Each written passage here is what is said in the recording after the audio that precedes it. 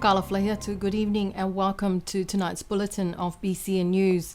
Leading the news tonight, the Niue government donated $120,000 for the Ekalesia Niue at this year's commemorative service of Penyamina Day.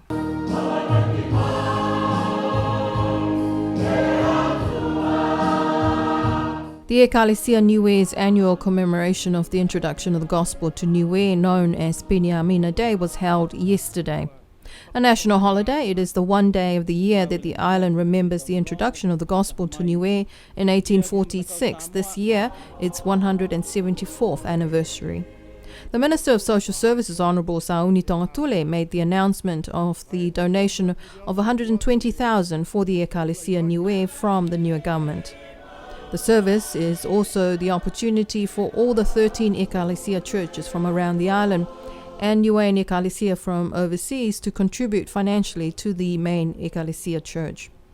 This year, the 13 villages contributed over $57,000, and including the funding from the Niue government, the Ekalesia Niue made a total of $177,000 this year. Disruptions to travel due to COVID-19 also impacted on the number of overseas visitors for the day, which is reflected in the drop in the funds raised for the Ekalesia. Last year, the commemoration Penyamina service generated just over $70,000, including the contributions from visiting groups.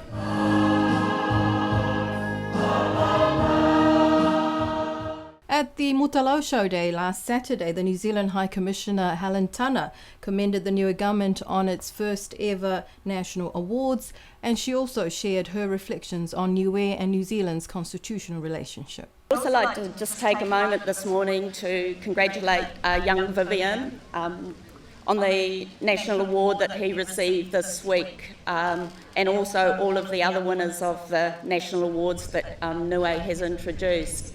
And I'd also just like to commend the government of Niue for its decision to introduce an honours system for Niueans in Niue. And that brings me to the linkages, of course, between Niueans in New Zealand and Niueans here. And I've been thinking about that again throughout the activities and community events of the last 10 days or 2 weeks, through all of the Constitution commemorations. And it's part of, I guess, my responsibility here to try to work with Niueans in both countries on how to deepen those linkages in order to help preserve the ties and the language and the culture. I think we're very fortunate in New Zealand to have a constitutional relationship with Niue, and it matters a great deal to us as it does to Niue, and we've seen that particularly in these times of 2020, when it's been particularly hard and when your friends and families are not able to be here with you today. It's been just 2 months since the Australian government established a diplomatic mission in Niue. The Australian High Commissioner Susan Allen, in her speech last Saturday at the show day, reflects on her 2 months here on Niue. I've learned a few things about Niue that I've been reflecting on. You can dance. You can dance really well, you can sing, and you sing wonderfully. You make wonderful food, you grow wonderful food, your gardens are beautiful, you're creative, inventive, and you know how to make the very best of what you have, which is really on display at the moment in these tricky times with COVID. In my lifelong quest for the best fish and chips, I feel my search is over. You've the best fish and the best fish and chips ever. You have crabs that can crack open coconuts. Still wondering about that. You have school children who are amazing weightlifters, can lift more than their own weight. But most of all, you know how to relax and enjoy yourselves, and you're the most wonderful, joyful, welcoming people I've had the pleasure to encounter.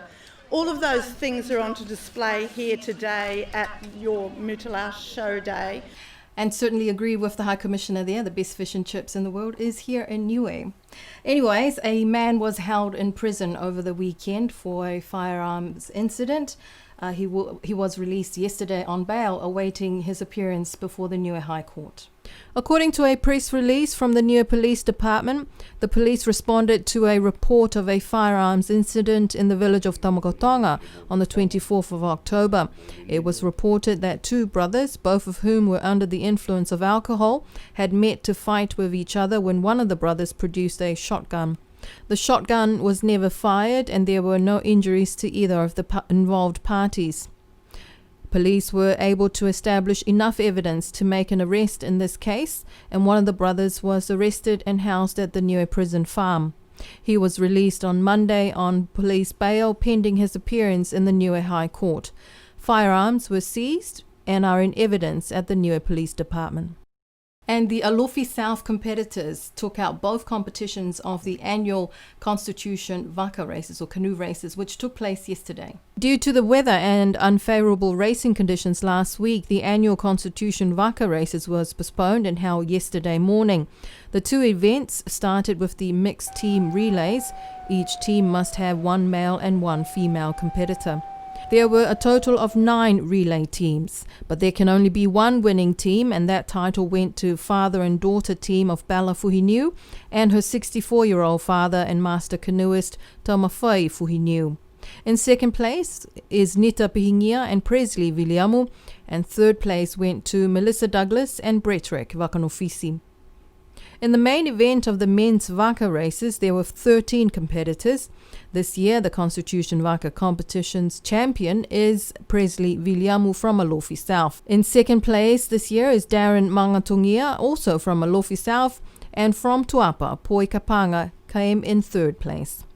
Recognition from the organisers also goes to the oldest competitor, and this year in 64-year-old Taumawhai Fuhiniu, and the youngest competitor in 13-year-old Lance Bob Talangi.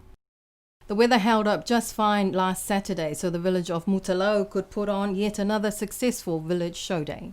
One would think that the locals would be tired of show days this month, but the community spirit is always there, and even though it was the third show day in the month, crowds gathered at the Mutalau village green last Saturday.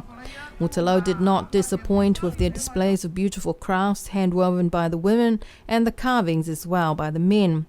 The winner of the national carving competitions at the National Show Day last week is Tutaue Siakifilo from the village of Mutalau. The food crops grown especially for the day showed the efforts of the people of Mutalau when it comes to agricultural produce.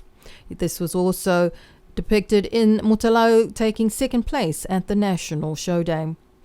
In his first term as the Assemblyman or the Member of Parliament for Mutalau, Maka Ioane extended warm greetings to everyone who turned up to the show day and also to the New Zealand and Australian High Commissioners.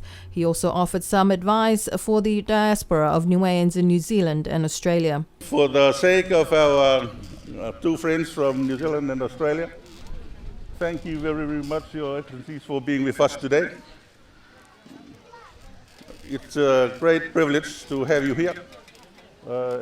It is time for us to show our appreciation for what New Zealand and Australia had done for us. Although you had taken the bulk of our population, don't send them back. Get them to do some good work in your respectful countries, help with the development of our countries, and we will reap the benefits. Thank you very, very much for taking time to be with us today. We hope you enjoy our day. The chairperson of the village council, Miliki Tauefasi, thanked the people of the village for their efforts and also to the people who turned up to support the day. An opportunity also for the village council to ask the government and the members of parliament there. Mr. Tauefasi asked for the main roads to Mutalau to be tar sealed. He acknowledged the work that has been done thus far, but it's no secret that the road conditions on that side of the island has been an issue for some time. The show day was officially opened by the Minister of Social Services, Honourable Sauni Tongatule. The Minister used this opportunity also to inform the village of Mutalau the government's intentions to partner with the village council to work on the old school grounds Kofe. The Minister also informed of Cabinet's endorsement that the annual funding for all village councils of $10,000 will be distributed in one lump sum going forward to help with the council work in the villages. And that's our news for tonight. Do join me again for our bulletin in Wangahau Niue. Until then, good night.